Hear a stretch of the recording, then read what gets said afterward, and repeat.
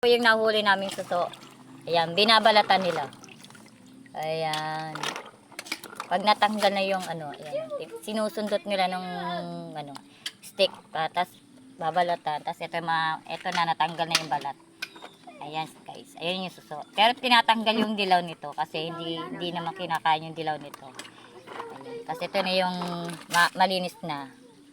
Ayan, gagataan namin yan. Haluan namin ng nyug. Suso yan guys. Ito yung nahuli namin kanina sa ilog. Sa ilog. Kasama yung pamangkin ko ng huli. Ayan. Tinatanggal niya yung ganyan pagtanggal ng suso. Ay, kohol. Kohol pala to.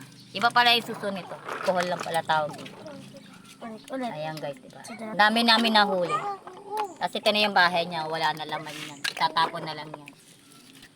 Pinakuluan lang namin to. Tsaka namin tinanggal ng bahay.